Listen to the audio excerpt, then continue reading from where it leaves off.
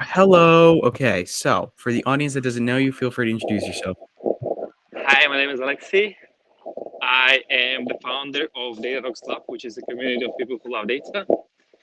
And it's been around for like almost 4 years. Before that, I was a software engineer. Then I switched into data science, machine learning, AI, and was there working as a data scientist for, I don't know, 8 years. And now I am into community business. So the first question I have to ask you is, do you make money off of Datatalks.club? Yeah, that's my main activity. So at the beginning, it was just a side project. So I had my main job as a data scientist, and that was like a hobby. But over time, this started growing and growing and growing, and then I needed to put in more and more and more effort. So at some point, I said, okay, like feels like a job which I don't get paid for. So how can I fix that? So I took 2 months off of my main work to focus on Datatalks Club to see how I can turn it into a profitable business. That worked out well. So then at some point I quit my main job and now I focus on Datatalks Club exclusively. Would you be okay with me asking you how much money you've made off of it, if at all? You mean like back then or now? Now. No?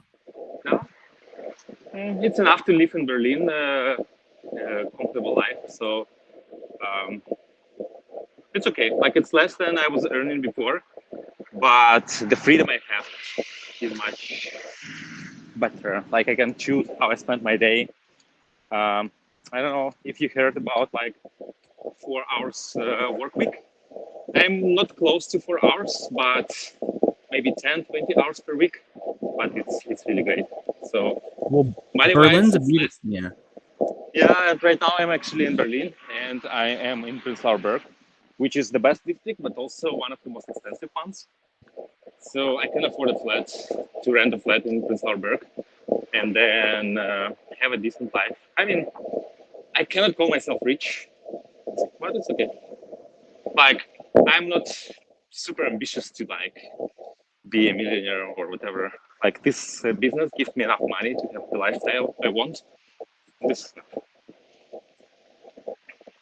Well, I mean, a 10-hour work week is worth it to live in Berlin. Like that's a yeah, pretty good deal. I'd take that deal. yeah, Um, 10 hour maybe is a bit optimistic. So quite often I need to put more effort. But right now I can learn German. I can go hit the gym and not worry about time. I can have spa time. Uh, I can spend quality time with my son. And all of that was not really possible when I was uh, doing my full-time job. Well, think about it like this. The average person over here in America is working like 40, 50 hours a week to live in a place like New York. So you're doing much better than over here. Um, Well, I've heard that New York is crazily expensive, so I would not be able to afford living in New York with my current salary. That's for sure. so you can only afford because it's that specific place, or No, like, so I pay less than 2K per month for my flat, and like the rest, like groceries, vacation, maybe two, three more, and that's enough. Like I don't have a lot of money left. And in New York, I would be spending like all the income probably on the flat alone. right. What do you think the okay, so with regards more to now your platform, right? So what do you think the biggest lesson that you've learned in like all these years of being a data scientist and now owning like one of the biggest data forums or places on the internet? The biggest lesson, I don't know. I just did what I liked doing, and then it worked out well. So I don't know if it's a lesson, but like maybe consistency is important because I was able to be consistent even though like this platform, my hobby, was not making any money, but I liked it. So I was putting effort into it. I consistently, we consistently had like events every week. Every week there was something happening. And because of that, the community was growing. So probably consistency is the key. here. So maybe that is the lesson.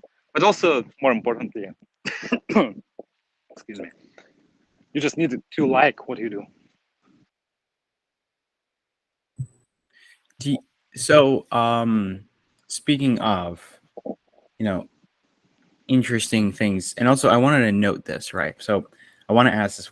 So I was looking when I was actually finding you, right, on my LinkedIn page. I remember. Do you want to know where I found you? Of course, yeah. So I looked up Lex Friedman, and I saw that I had like 9 mutual connections with him, and I saw you were one of the results for a mutual Okay. connection with Lex Friedman, who's like one of the biggest podcasts out there. And then I'm like, wait, who is this guy? Then I looked and you had like, all these different cool things. And I'm like, has he been on the show? And you haven't. So how did you I connect have with not. Lex? So Lex actually connected with me. I did not know that he is like the biggest podcaster back then. He just sent a random request connection, which I accepted, and that was it. That was the end of our interaction. But he was How also long was like, this? like ages ago, because like he's also into deep learning and AI and stuff. So he was I don't know if he's still teaching. Probably he is, or maybe his podcast is taking now all his focus. But we're kind of in the same area, in the same domain. So he's teaching the data science and deep learning, and I'm teaching data science and deep learning. So I guess this is how we ended up being connected. But yeah, also I am assuming he was just growing his connection, like his network. This is what I also do at some point, did it at some point. I just send requests, connection requests to random people, well, who are more or less in the same area as me. So then when I publish updates on my LinkedIn, they see it also. So my assumption is this is what he was doing, and I somehow ended perhaps in his connection recommendations. And this is cool because like it led to us connecting now. So yeah, cool. What's one of the cooler experiences that you've had running Datatalks.club? Cooler experiences. I don't know, nothing comes to mind, like, to be honest. Like, I'm gonna be more specific. Like just like a fun, like if you've had like a fun interaction with someone, or if a memorable like event while you were running the web. Memorable. Okay, like, so what we do is maybe this is something I should have talked about already. So we're a community of people who love data, and what this means is like there are a lot of people who are doing it online, so who come to us to learn things, and we share knowledge by doing different events, like podcast interviews, like the one we have right now, but usually I'm the host. Then we also have different webinars, workshops, and also courses. So courses bring to our platform, to our community, a lot of people. And these courses, they're quite long. So they're like 3-4 months long. So they're like boot camps where people come to learn a new skill. Like, for example, they are currently software engineers, they want to become data engineers, they find our data engineering course, they join the course and they learn the skills that they need to become data engineers. And the coolest part of that is when they finish the course and they say, your course changed my life. Right? So they did the course, they learned the skill, they applied for jobs, and they got the job. And then they say, okay, this is all because of you. And this is so cool. This is so rewarding. This is so fulfilling. And this is key. This is what keeps me going. Like when people write me something like that, it's really motivating. Well, I'd imagine like when you have an account with 50,000 followers on like a place like LinkedIn, like or even if you have a few thousand, you get people reaching out to you. So at like 50,000 and like a big website, I'm sure you're getting a lot of people that are reaching out to you, correct? Yeah. Sometimes more than I can manage, yes.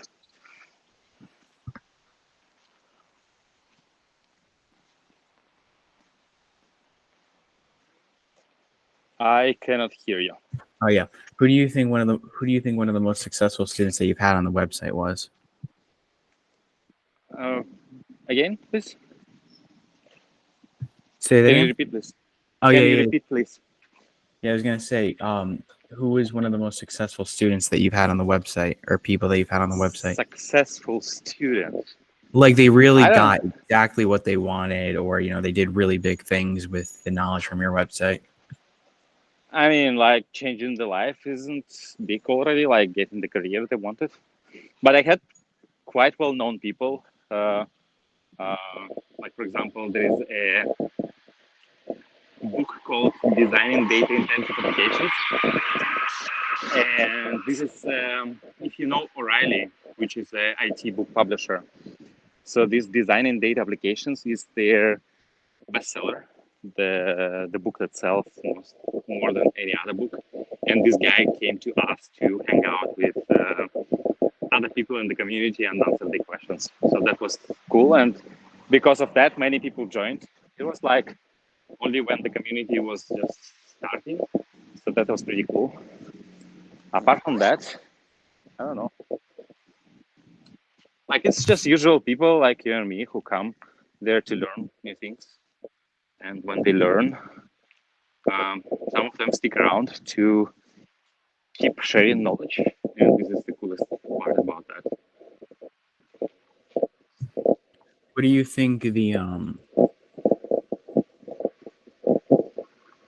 do you what advice would you have of somebody for like a young person trying to figure out what they want to do with themselves? Yeah, that's a tough one. Like I was kind of lucky because I knew what I wanted to do. So I wanted to do programming um, from very young age. So for me, it wasn't difficult. But I know that some people they really struggle. So the way I think about this, especially after living in Germany, so in Germany there is no pressure on young people to go get education as soon as possible. So they can just take a few years off of studying, enjoy doing things, try different things. So this is what I would suggest to do. And then later you'll just figure it out. Do you read often? Because you have like a list of book recommendations on your website. No, I don't read. Like sometimes, but not often. Like uh, I have this thing that it's very hard for me to read because I lose focus when I read. So I start reading and then I find myself wondering about something completely different than the book. So it's very difficult for me to read anything. So what I do instead is I listen to audiobooks. With audiobooks, it also sometimes happens that I wander off. But with books, it's more often. Like for me, it's very difficult to stay focused. So yeah. What do you do when you're not running the website? Um, so I think I mentioned that already a little bit. So I learn languages, well, in particular German. So since I live in Germany, and I've been here for almost 10 years. And only last year, like I live in Berlin, and in Berlin actually you can get around with just English. You don't need to speak German to live in Berlin, to work in Berlin, to socialize with other people, to speak with other people. Like English is enough. But to kind of feel connected to the city, you still need to speak the language, right? And this is only I managed to do this last year when I finally had time to do this. Then I like running. I like going to gym. Uh, I like spending time with my son. So he's 8 years old, and this is the time when he still likes hanging out with me. Because I think in a couple of years it will be completely different. So now I want to enjoy this time with him. Because like I think when he becomes a teenager, like there's emergency car. When he becomes a teenager, he will not want to hang out with me anymore. So I am enjoying this time as much as possible. But that's pretty much it. I also like traveling, but that's like cliche. Yeah. So the last question I want to ask you is: do you have any advice for young people? Uh, that's like such a random question. No, like I didn't think about that. Um, I guess find what you like and try doing that, regardless of what other people say. Because like with this thing, with this business, with the community, people were kind of skeptical about that. Like, why do you want to do this if you have a good job, right? And for me, I just had fun. It was so cool, right? And then I just stick to it regardless, and then it worked out fine. So this is what you can also do. But also, I think for young people, it's important to become independent from parents as soon as possible. So maybe the first focus should be that, and then figuring out like how to be independent is the first priority, and then the rest will come. So for me, it was like when I could live without my parents. For me, that was really like this feeling of being independent, of being responsible for myself. That really helped me. All right. Well, thank you for your time. I'm going to stop the recording. We'll talk for like a minute after the show. Okay. Yeah, thanks. All right. In 3, 2, 1.